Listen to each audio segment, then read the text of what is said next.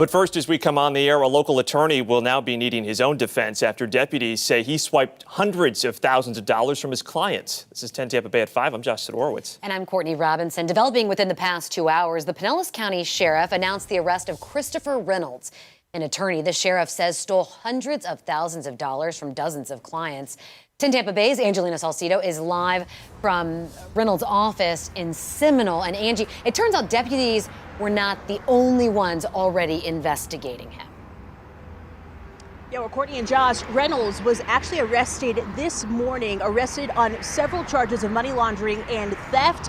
But just like you said, the Pinellas County Sheriff's Office actually found out that they were not the only ones who were tuned into the fact that he may have been scamming people. The Florida Bar was also looking into this man back in October of 2022 for the thought that they may have thought that he was using money inappropriately and taking it out of his personal account. Now, they issued an emergency suspension of his lawyer's license back in December of 2022. Since then, this building that you see behind me has been closed. The sign on the door now says that the building is for lease. In total, deputies found at least 16 people are out thousands of dollars, totaling more than $850,000.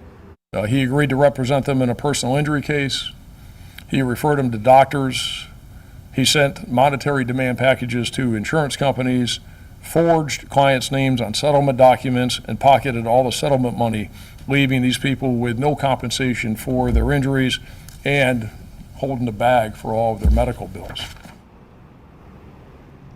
Now, deputies say these 16 people, 12 women and 4 men, are now personally responsible for thousands of dollars in medical bills. They say Reynolds met many of them at bars. This 44-year-old practiced for 16 years, opened his own practice here in Seminole back in 2015. This investigation found he started scamming people and pocketing settlement money in 2019. Now, deputies say Reynolds had drug problems and was spending thousands on pornography, prostitutes, and sites like OnlyFans and PayPal. Now, he had been taking that money into his lawyer's account that every Florida lawyer is required to have, but he was transferring that money into a personal account. The important thing to mention here is that the sheriff's office says there may be more victims out there, so if you or anyone that you know has been scammed by Reynolds, they'd like to hear from you ASAP. We're live tonight in Seminole. Angelina Salcido, 10 Tampa Bay.